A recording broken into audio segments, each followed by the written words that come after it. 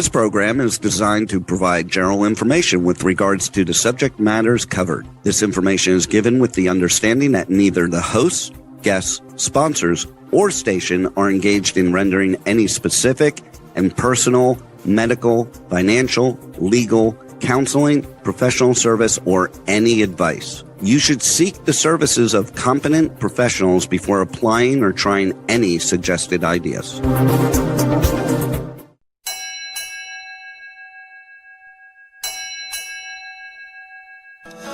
Ahoy! Captain David Gallimore welcomes you aboard the Regenerate Show, live Mondays, 10 a.m. Pacific on K4HD Radio at k4hd.com. We dive into the real messy work of transforming our lives, leadership, and organizations. Bring your hot mess and confusion. Leave with clarity, courage, and confidence.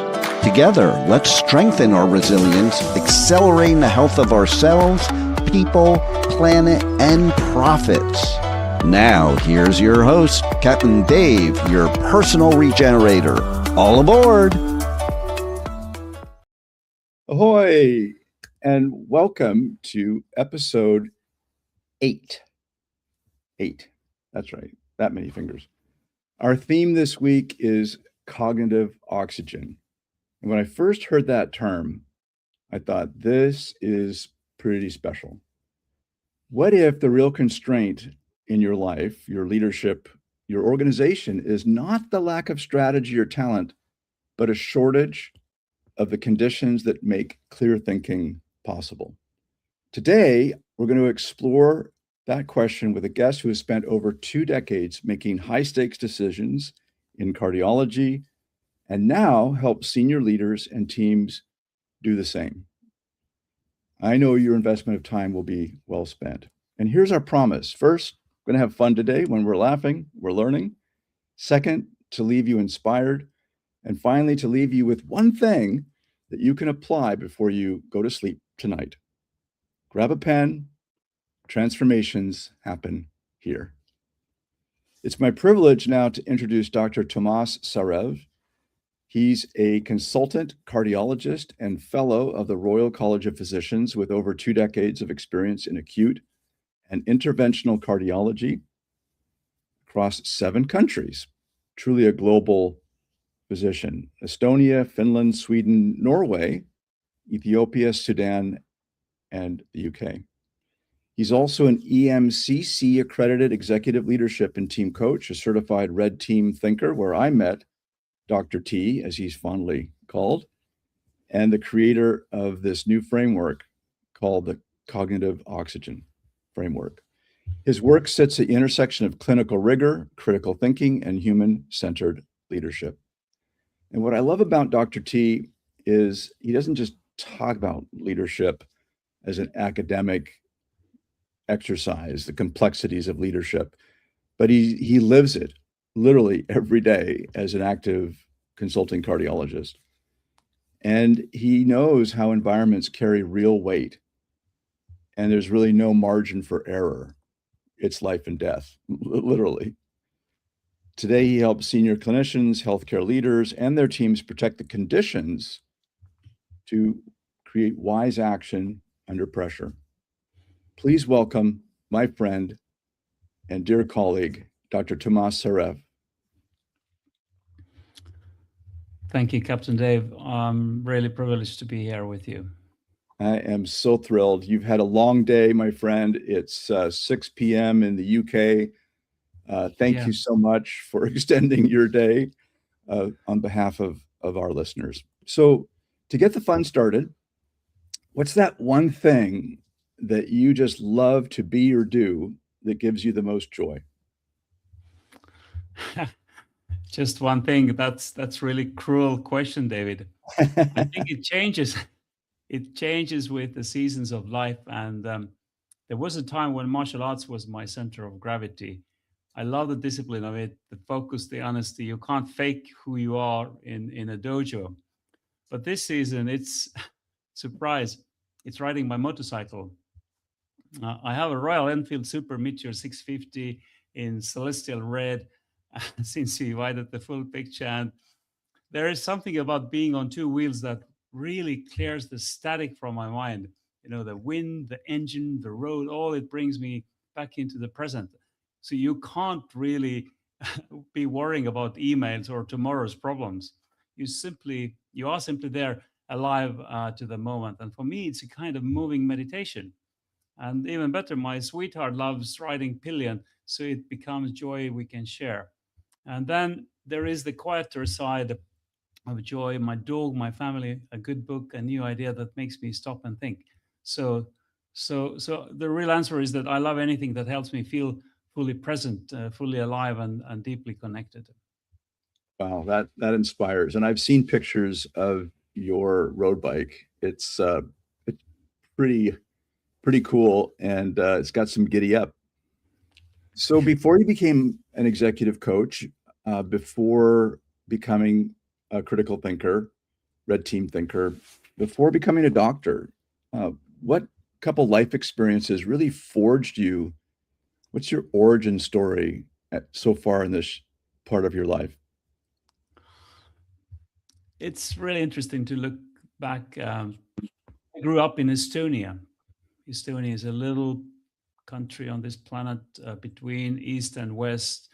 Uh, I grew up during the Soviet era. That shapes you in a ways you do not fully understand until much later in life, and you learn early that what is said in public and what is true are not always the same thing. You learn to read between the lines. You learn that authority can sound really confident and still be wrong, and that obedience doesn't always make people safe. And somewhere in all of that, if you are paying attention, you discover that thinking for yourself is not a luxury, it's a survival skill. And then Estonia regained independence, and I was a young doctor watching the entire society reinvent itself in real time. And that stays with you as well, because you realize that systems are not permanent. They are built by people, which means they can also be changed by people. These are choices, not destiny. I trained as a doctor in Estonia and Finland, and then I worked across multiple healthcare systems. And I over time I saw a pattern. It kept repeating in every system, in every culture, and every hospital I worked in. And what breaks teams is not the lack of intelligence, it's not laziness, it's not bad intentions, it's depletion. And that is the word I could slow down on, because it matters. And people are running on fumes, and because the system has normalized exhaustion, nobody names what is happening. In fact, we often admire it. We confuse overextension with commitment. So that's what I observed. And that's that was the moment I recognized something is interesting, what I now call cognitive hypoxia. Yeah. I think this idea of oxygen and breathing, it is so fundamental to life. And both of us have gone through Laura Storm's regenerative leadership journey, that year-long, quite frankly, disruptive to my way of thinking, as a, I guess, historic colonialist and extractor. And what lessons can we learn from Mother Nature, who's been around for 3.8 billion years? She's probably learned a thing or two. Yeah.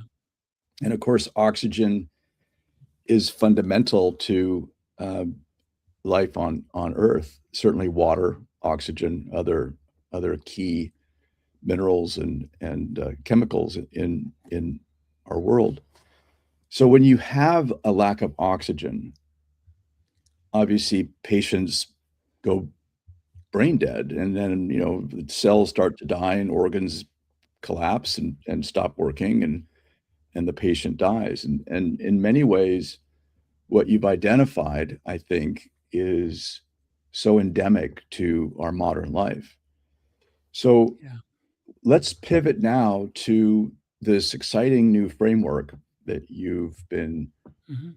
thinking about for a long time.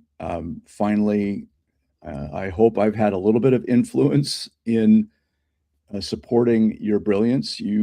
Sometimes we have imposter syndrome in areas of our life that are new and different. Obviously, you're a highly trained cardiologist. You know that discipline well, but being a thought leader and being a writer and being an executive coach, it's a whole new world, isn't it? So tell us a little bit about cognitive oxygen. What's the genesis? What's the origin story for this powerful framework? Yes. So as a cardiologist, the metaphor made immediate sense to me. In the body, when oxygen drops, as you mentioned, function begins to fail. Not always dramatically at first, but steadily, quietly, and dangerously. And I realized that something similar happens in leadership and in teams. So people lose conditions for clear thinking before they lose the answers. And the knowledge has not disappeared, the person has not disappeared, but their cognitive oxygen is low. And that insight also is, when I'm thinking backwards, is what pulled me into coaching and leadership development. And I didn't leave medicine; I still practice it, but I expanded the frame of it. So how do we help leaders regain enough clarity to think well under pressure? So that was my big question, and that then led me to this framework. So as its simplest, cognitive oxygen is the margin, the buffer space we need to think clearly and stay human under pressure. And I think about oxygen every day. So the heart delivers oxygen to the body, and when that supply drops, function begins to deteriorate. Uh, and without oxygen, it cannot do its job well. And over time, I realized that something similar is actually happening in people, in teams, in organizations, and that is what then brought me to this concept. And it's really about margin, enough inner and outer margin for people to think, to listen, to regulate themselves, to stay curious, and to respond rather than simply react. And I tend to see it at three levels. So first is the inner oxygen, which is happening inside the individual. Do I have enough attention, enough clarity, enough emotional steadiness, enough pause between stimulus and response to stay thoughtful under pressure? Or have I become mentally breathless? You see, we are on a treadmill often, and we push until your body cannot continue anymore. But mentally, we often have a story. Oh, you have done this before. You can do it. You push forward, and then at some point you are on the verge of this kind of burnout. The Well, and second level is if I may add, what I see in my clients' companies. So as you know, I'm an executive coach like you, and I don't work with medical organizations specifically, but I do a lot with tech companies. And one of the things that you mentioned to me when we were talking about this radio show is how high activity, which can be on the surface seem like a good idea, but often it is this, I think you called it cognitive hypoxia before, yeah, where people stop being curious. They stop asking, how might we blow this up, like a pre-mortem from red team thinking. yes, They're just reacting. And I think you called the word absencing. That sound, yes, did I say that right? yes, that's So right. when you are in organizations, when you're reporting in, like for today, when you were working as a cardiologist, what were you noticing in terms of the activity, kind of the franticness, if I may call it that, of just trying to get through their patient lists and maybe get a spot of lunch or not, or a snack in the vending machine? What was it like today when you walked in to your medical facility? Yes, it was pretty frantic day. Lots of new patients, lots of severely sick patients also, and two younger colleagues. Thankfully, I had worked with both of them before, and they were inspired because I always enter a new ward and tell them that, okay, my friends, this is our playground. So let's be curious, let's learn something new, and let's swap roles. So actually, it turned out to be a really, really good day. But often what we see is that you have depleted your inner oxygen, so you have not enough emotional steadiness. You have no pause between stimulus and response to stay thoughtful, and then you are like mentally breathless and you can't think clearly. And then there is this social oxygen, which is like quality of our relationships. So can we ask difficult questions? Can we speak honestly before the problem hardens into dysfunction? Can people tell the truth? So psychological safety is not just a culture word, it's a sign that there is enough oxygen in the relational field. And the third level is this structural oxygen, which is like the environment around us: time, meeting culture, decision process, reporting lines, governance. There are a lot of elements, but because the structure keeps people rushed, fragmented, and interrupted and overloaded, then even very good people begin lose their clarity. And this is where the idea of carrying capacity also matters. So how much strain can a system actually absorb before vitality, judgment, and humanity begin to thin out? Yes. And there is one lesson from cardiology. So if you have an ongoing heart attack and you all of a sudden open up a vessel into basically dying muscle, then there is often more damage initially if the flow returns too quickly. And there is similar aspect in leadership. So it has its own version of that. So when a person or a team or an organization has been depleted for too long, you cannot simply flood the system with change, challenge, honesty, or expectation and assume that they will feel like healing. Sometimes it is destabilizing first. So the capacity to absorb truth or transformation has been reduced. And so wise leadership is not just about bringing back oxygen, it's about restoring it in a way the system can actually metabolize. And that's what the element of project we have been involved with, which is regenerative leadership, is very close. So these elements come together in this cognitive oxygen concept.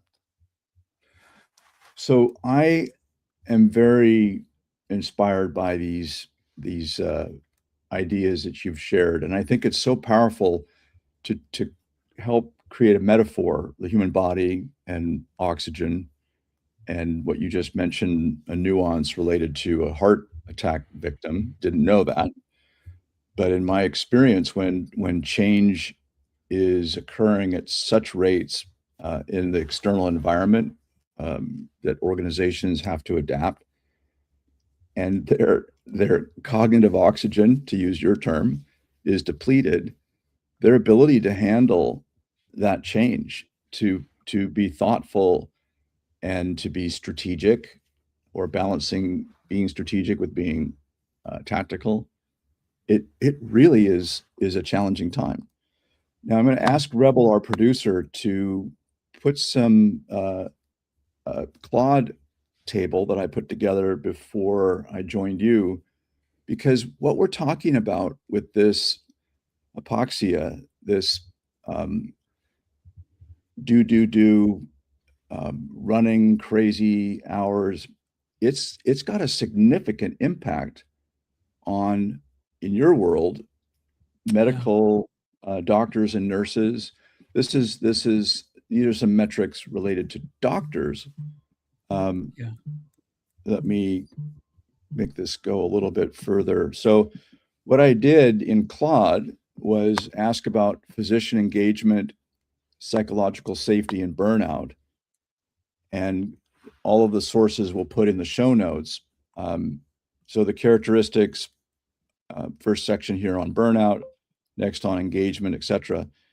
And I put UK doctors in this second column here. And then interestingly asked what was the top country in the globe that had the least burnout and the best psychological safety and the least risk of issues, and it was the Netherlands. And then I finally, in the last column, compare the US.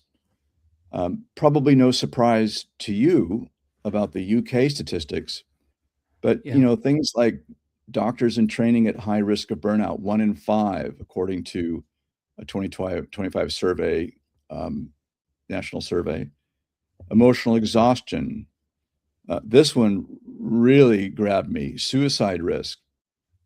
A UK Yeah. doctor dies by suicide every 3 weeks. And I could So keep going sad. down this list, but do you want to speak to maybe a personal story? You might need to anonymize if it's another person, or if it's about yourself and how you experienced some of these really challenging metrics related to engagement, psychological safety, Yeah. and burnout. Yeah. This is really close to my heart, this question. And what I observe is that healthcare professionals are very enthusiastic, or they have been at some point in their professional careers very enthusiastic about their thing, medicine, healthcare. You do your best to save someone's life. You have a psychological contract with your profession, and then there is this other side, the business, the managerial side, and often there is a big gap in communication. So there is a huge gap at the moment between the boardrooms of the NHS and the front line. Basically, there is no communication.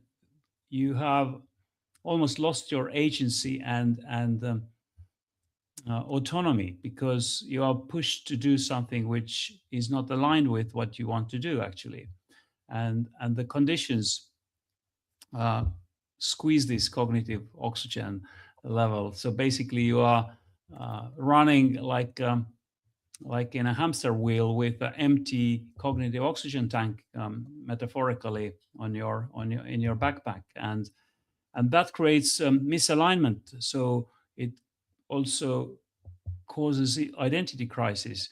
I was myself in a situation where I had 2.5 kilograms of paperwork, like patient papers, on my desk, and I could not find time to sort it, and there was no help available, although I asked for help. And that was interpreted as, when I then used radical candor, that was interpreted as bullying. So basically, someone pulls a yellow card for you and says that you talk truth, but that was interpreted as bullying. I was honest, and I said that I will resign from my NHS role if nothing happens in 3 months, and if there is no help, and there was no help, and I resigned. I thought, I do not want to become a patient on my own cath lab table. Oh, And before that, actually, there was an impulse in a boardroom where we were listening some strategies to put another hospital on its knees, which was terrible. And I thought that I don't want to be a leader. I was at that time head of the clinic, and I thought that that is not what I want to achieve in my life. I want to help other leaders to see more clearly. And that basically ignited this interest into that concept, which then later got its name. So I thank have you. been personally in this situation, and I was also seen this in boardrooms and in executive teams. So and it's really sad that it happens. And people often become blind; they cannot see, and once you can see, then you can't not see it. So, and leaders could stop treating depletion as personal weakness. We can't solve this with more yoga classes or Pilates lessons, and we should start seeing it as an operational condition. And that shift from blame to diagnosis is already where better leadership begins. Absolutely right. I mean, you spoke about the environment, that third level, the structural level. If that's not conducive to healthy people, processes, then the outcomes are going to be what the outcomes are, good, bad, and ugly. Yes. So we're now going to need to just take a quick break. And when we come back, we're going to pick up a little bit more details of Dr. Toomas Särev's cognitive oxygen framework. Please stand by for this important message. You're listening to Regenerate with Captain Dave, your personal regenerator on K4HD Radio. We'll be right back. Are you feeling overwhelmed? Are you ready to regenerate and live the life of your dreams? Start the transformation now. Call Captain Dave at 253-237-2558. Stop overthinking. Again, call 253-237-2558 or go to regenerativeworldgroup.com to book a free, no-obligation clarity call. Let's get back to Regenerate right here on K4HD Radio for more life-changing transformations. Here's your host, Captain Dave, your personal regenerator. Welcome back. If you're just now joining, I've had the privilege of chatting with my dear friend and colleague, Dr. Toomas Särev, who's a consulting cardiologist and an executive coach. And Dr. T, time is never our friend. And I know that we would love to do both the red team thinking conversation as well as the breath practices. Which do you think, based on what we've been discussing so far, do you think is the most important that you'd like to share with our audience? I think we could touch how this uncertain world goes on, and touch an element that most organizations make the same mistake. They assume that in uncertain conditions, the answer is more information, more data, more meetings, more reporting, more control. But you see, healthcare is especially vulnerable in this field because it belongs to a complex adaptive system. So complexity doesn't just require more information, it requires better thinking conditions. And that where also critical thinking and red team thinking clicks in. So because when uncertainty rises, organizations often start piling things on. Every extra layer consumes more cognitive oxygen. The result is that leaders have less and less margin to think clearly at exactly the moment when clarity matters most. How does that look in your world? Oh my gosh, so true. I have a client who I spoke with over the weekend who there's so much change that they're trying to introduce relative to generative AI and how to create a human-centered implementation of generative AI. They're not a publicly traded company, so the good news is they can kind of do it the way they think is best for them. But many publicly traded companies that are driven by quarterly returns, you and I, that want our 7% annual return on our portfolios.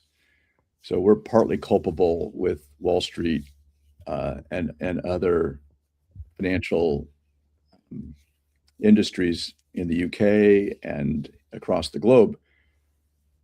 They are replacing people with generative AI agentic systems.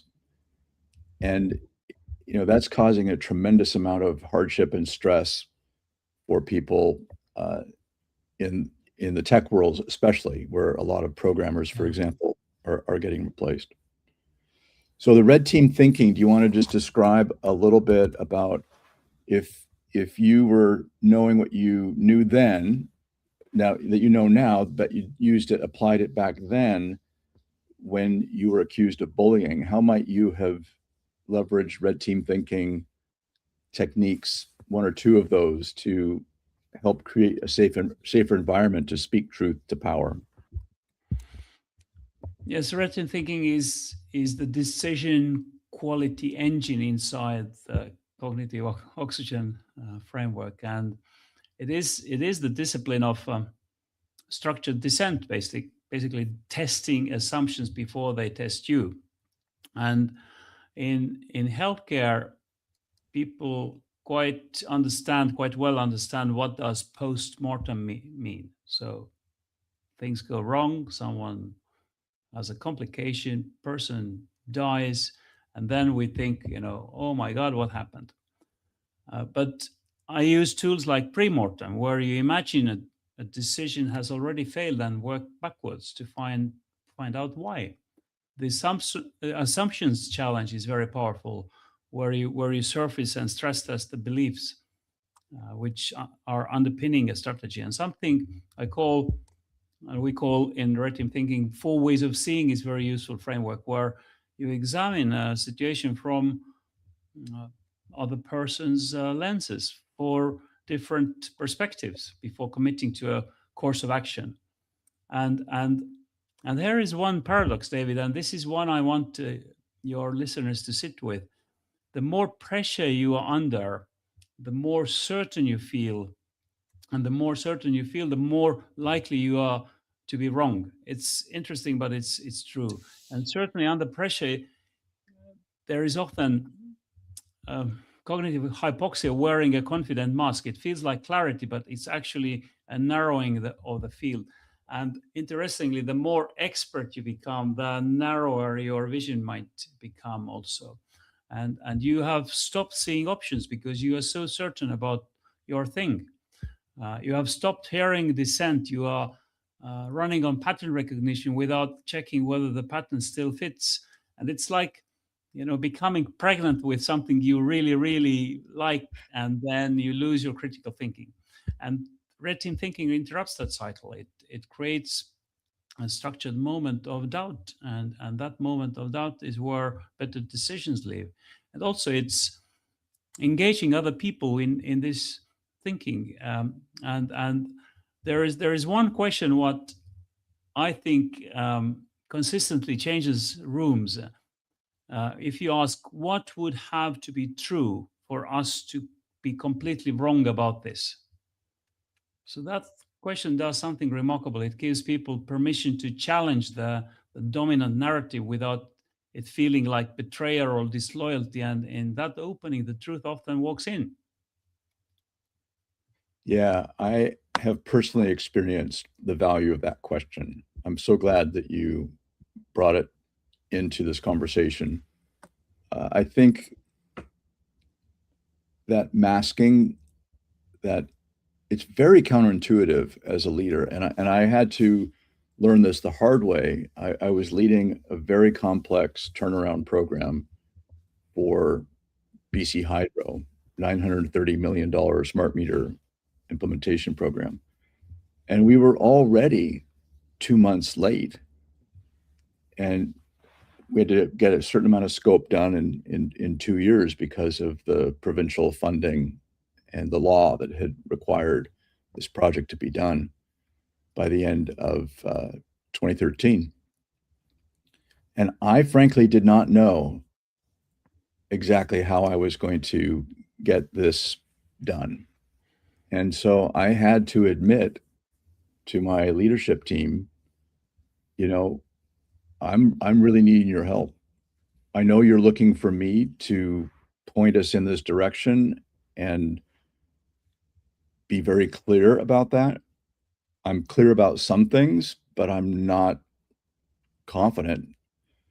But the power, admitting that authenticity and vulnerability, asking for help, creating then a little workshop that I facilitated, and we were able to bring wonderful cross-section of people that had different perspectives of the elephant. If you remember the 3 blind men and the elephant.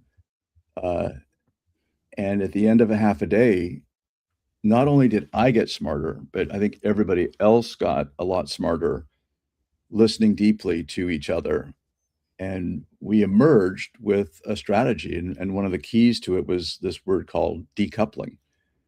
We had 23 different vendors and a lot of new technology that was bleeding edge, and certain deadlines from certain companies were being missed, but still this 2-year runway, that's all we had. We couldn't go beyond that. So we had to decouple things that were late and slide other things in its place so that we could hold the critical path.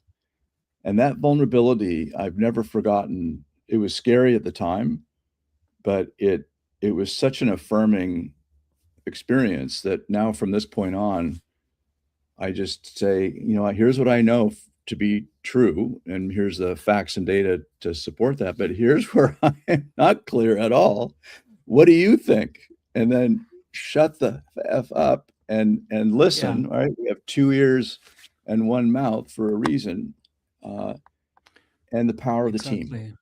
and using red team And thinking approaches like you just outlined, I think creates some structure for healthier conversations. And that is very close also to regenerative leadership, because if you are depleted, so you jump to conclusions, you create situation we call groupthink and satisficing, the first idea, and then you go with that without actually holding the space, holding the complexity. So, and regenerative leadership requires something different. It requires the capacity to think beyond the quarterly cycle, so to hold multiple perspectives. And I think it links really well together with critical thinking techniques also. Just to sit with ambiguity long enough for the wiser answer to emerge. So I think that's really important.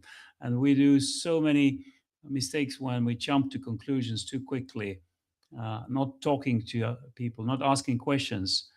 Often I see it in healthcare. A manager comes in and says, Thomas, we have this challenge. You have to do X, Y, Z. And then Thomas thinks that I don't like it. That's wrong. That's not the right thing to do. Instead, if the manager comes and asks Thomas, Dr. Thomas, we have this challenge, and I know that you are most resourceful here. So what would you do? It is a different, like, coaching style leadership, which makes you to think. You zoom out from the situation. You come to better decisions, and especially in a team setting, that creates more communication, more questions, more listening. And in that field, then using your ears and mouth in the same ratio as the creator has given these organs to us is really, really important. Plus, you get better Using skin in the game to implement whatever ideas emerge from those discussions. It's yes, one thing to come up with an answer. It's another thing to implement the answer. yes, Yeah. yes. So in the final third of our Regenerate show, my friend, time is never our friend. Sorry about that. We'll have to have you back if you're willing. I would love to be a bit of a patient, you being the doctor, related to the breath acronym. Yeah, And, yeah. would you be willing just to describe it? And then let's try it out so that our listeners can see you in action. I think it's so powerful, this idea. Yes, let me briefly explain. So breath is a mnemonic for the 7 daily practices of cognitive oxygen. And yeah, it sounds a bit cheesy perhaps to some people. No, 7 daily I don't think it's practices. easy at all. I think I can actually Good. remember those Yeah. things because of it. It makes a lot of sense. So B is for behold. So suspend automatic judgment for long enough to see clearly what is actually happening. Before you react, you notice. So that sounds really simple, but under pressure, it's one of the hardest things a leader can do. We often, jump to solve the problem, but if you just hold it a little bit longer, Yep. so that you break this automatic judgment cycle, so that might be the good first element. So And B also is for it behold. reduces the risk of assuming, Yeah. because we all R know it. is then Sorry, go ahead. R? R is for regulate. So restore enough inner steadiness to avoid kind of contamination, in medical language, contaminating the field. If the leader walks in anxious, the room becomes anxious. Regulation is not suppression, and it's more like choosing what you bring into the space. So regulate. E is then for engage deeply. So listen for weak signals, listen for hidden concerns, and what is not being said. And this is where the social oxygen lives or dies. So it requires a good listening skills, like old valve radio. You remember these old radios where there were glowing lamps inside. They picked up all the wavelengths even between the stations. Metaphorically, be like that. And A is then for articulate reality. So put reality into language early before it hardens into dysfunction. So name what is true. The earlier you name it, the more options you have. Then T is for test assumptions. That is actually a red team element. Challenge assumptions, widen options, loosen the grip of premature uncertainty. And I like H. H is for hack the system gently. So take one small real world step to test a better way of working, not the grand transformation, but in complex adaptive systems, we need safe to fail experiments. So prove it works in miniature first. Complex system in Kinefin's framework is like chess game with small little elements. One moves, everything else is moving. So that's a really hard place to work. And E is for enable the ecologies, to protect them, the rhythms, boundaries, and relational conditions that keep oxygen circulating in the system. So this is a kind of stewardship practice. So this is where also cognitive oxygen meets regenerative thinking, and here is the beautiful paradox at the heart of it. So the discipline of breathing when every instinct says you move faster. So if you do the opposite, so the coaching question, what if the opposite is true, is really valid there. Awesome. How does that sound? I love it. Do you want to now maybe guide me through? We've got about 3 or 4 minutes to guide me through this breath approach. Yeah. So you do not need awfully a lot of time to do it in practice. It's in essence taking a deep breath and pause and think through these steps. So how can you become a better in your decision making? How to stop this automatic judgment long enough, and then once you take a deep breath, you lower your shoulders, you regulate your emotions, you enter, let's say, a meeting room in a different way, and then you are present, you engage deeply, and then reflect back what is real, what's going on, and test the assumptions. And maybe ask the team, yeah, what are they seeing? Exactly. That engaging rather than me telling. That requires some vulnerability. You can ask, do I have blind spots here? Yeah. What are we missing? That requires curiosity, and that requires that steady, good emotional regulation. So emotional intelligence has to be at a good level. If you are stressed and you run out of your cognitive oxygen, you are not able to do that. Because then everything new is like, oh, go away, I don't want to hear. You're hiding, you're below the line. But that is a way of thinking yourself into better space also.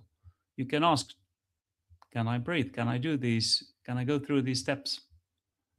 And it can be like a self-reflective process, which helps you to get clarity what you need to do if you are in a really difficult situation and perhaps run out of options, and that will give you some options. And It's so asking help helps. right. It's so interesting that to prepare yourself as the leader going into such a meeting, that you breathe. Yeah. It's not about telling yourself a mantra or necessarily, eating a certain food or going for a run ahead of time. It's as simple as just take a few deep breaths. Hmm. And if we Yeah. can have agency in our state, Yeah. right?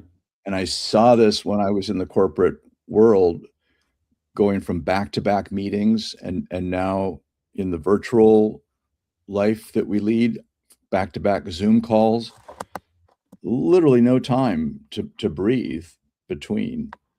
And I suspect Yes. you as a doctor, there's a tendency to just next patient, paperwork, Yeah. next patient.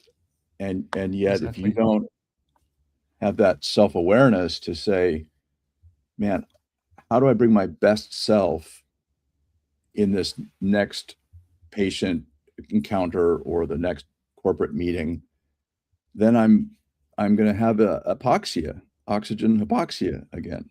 Yes. And there are some tough questions which give you kind of rapid cognitive oxygen diagnostics. So you run regenerative world group, you are building something meaningful. If I ask you some hard questions, so we can see what surfaces. So, for example, one really good coaching question is, what conversations are you not having? Yeah, I've been pondering something like that question. Thank you so much for asking it. You know, I still think I have quite a bit of imposter syndrome related to asking for my ideal Mhm. client, who is a regenerative, purpose-driven client. I keep telling myself I need to take another certification program. I need to Yeah, read more. I need to I hear you. live more Yeah, regeneratively myself. So, I'm putting the finger on my own nose and acting in alignment with my values. But the truth yeah, is, it's just fear, and yeah, those are excuses. And so I've been reaching out to more people that are my ideal client, and that can afford to pay, the for the kind of value that you and I can bring. But I think you and I share this tendency that, oh, maybe yeah, I'll do that later when I feel like it. yeah. I hear you. It's very, very, very close to me, that problem as well. So Yeah, but that means that we are having this imposter type um, challenges, that we are working outside of our comfort zone. And I right. feel in this space as a trapeze acrobat, I have left one and then not yet grabbed the next one, really, and that is very painful sometimes, the space to be. But it's also uh, fruitful because you learn all the time. Yeah. So, we're down to the last couple minutes. How can people learn more about you and your work? And I'll be sure to put these in the show notes. People can connect with me via LinkedIn, and I will respond to every message. Um, I'm writing a book together with one of my friends who is a nurse, so it will be not another leadership book, but it will be a book how to be more human in healthcare. And perhaps the cognitive oxygen framework book will be the next one then. Excellent. And I have applied for trademark, which is very close to be finalized for Yeah. that framework. So um, we are in this book. We are on week 18 at the moment, and I'm publishing some snippets on LinkedIn with some small little experiments people can try. Oh, brilliant. And we'll implement these cognitive oxygen framework elements into this work. Excellent. So And the last question before we wind down is, is there anything that you've not yet shared that is really, really important to you? Maybe just take a minute and tell our audience that one thing that you'd like them to leave with. Yes, the real question is never whether you are under pressure. You are, we all are. The question is whether the conditions around you allow you to think clearly inside that pressure. Yeah. And protecting those conditions is not a luxury. It's the most operational thing a leader can do. So here is my invitation. So this week, ask your team just one of those 5 diagnostic questions which belong to the framework. One was the question I already asked you. Another is what decisions are unclear or stuck. The third question is, where do people hesitate to speak? The fourth is, what assumptions have gone unchallenged? And the last one is, who lacks permission to act? So these questions are quite powerful. And I hope that today's conversation has added a new layer for your listeners' thinking. Thank you. Thank you for the invitation. Thank you. So, Regenerate Show listeners, thank you so much for investing your valuable time with Dr. T. And our entire Talk 4 Media team, we wish you great health. Consider reviewing one thing that you would be open to applying. We're better together. Thank you for listening to Regenerate with Captain Dave on K4HD Radio. We invite you to give yourself grace and embrace the messy middle. See you every Monday at 10 a.m. Pacific Time. Until then, you got this.